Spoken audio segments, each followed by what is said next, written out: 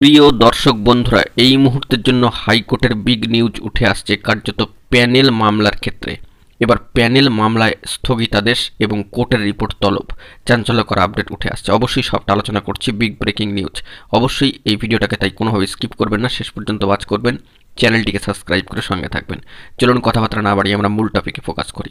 এবার প্যানেল মামলায় স্থগিতাদেশ, মহামান্য কলকাতা হাইকোর্টের গুরুত্বপূর্ণ যে নির্দেশ তা উঠে আসছে এবং কোর্টের রিপোর্ট তলব। এই বিষয়ে যেটি জানা গিয়েছে যে সিনিয়রিটি বেস করে অর্থাৎ সিনিয়রিটির ভিত্তিতে প্রধান শিক্ষক নিয়োগ প্যানেল তৈরি না করার অভিযোগে মহামান্য কলকাতা হাইকোর্টের বিড়ম্বনায় কলকাতার জেলা প্রাথমিক শিক্ষা পর্ষদ আপাতত গোটা প্যানেলের ওপরে এবার স্থগিতাদেশ জারি করে দিয়েছে সম্মানীয় বিচারপতি বিশ্বজিৎ বসু মহাশয়ের বেঞ্চ। তো এই বিষয়ে আগামী 21শে জানুয়ারি রাজ্যকে রিপোর্ট দিতে নির্দেশ দিয়েছে মহামান্য আদালত। মহামান্য কলকাতা হাইকোর্টের কিন্তু রিপোর্ট তলব। তো নিয়ম অনুযায়ী প্রাথমিক স্কুলে প্রধান শিক্ষক নিয়োগের ক্ষেত্রে চাকরিতে যোগ দেওয়ার পর সংশ্লিষ্ট শিক্ষক কতদিন চাকরি করছেন তার উপর ভিত্তি করেই প্যানেল তৈরি করার কথা জেলা প্রাথমিক শিক্ষা পর্ষদের।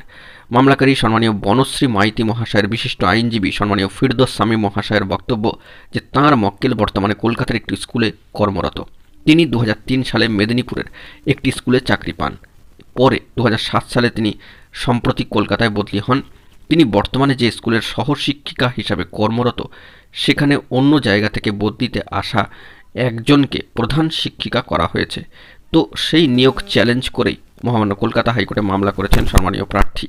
তাঁর অভিযোগ, সিনিয়রিটির ভিত্তিতে প্রধান শিক্ষক নিয়োগের প্যানেল তৈরি করার কথা, অথচ নতুন যাকে আনা হয়েছে তিনি 2006 সালে চাকরিতে যোগ দিয়েছেন।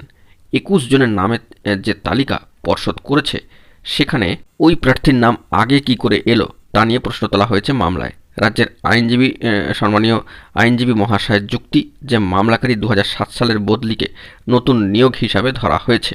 তো সম্মানীয় বিচারপতি অনারেবল জাস্টিস বিশ্বজিৎ বসু মহাশয় রাজ্যের এই যুক্তি শুনে কার্যত বলেন, তার মানে আপনার বদলি হলেই আপনি সিনিয়রিটির সুবিধা হারাবেন।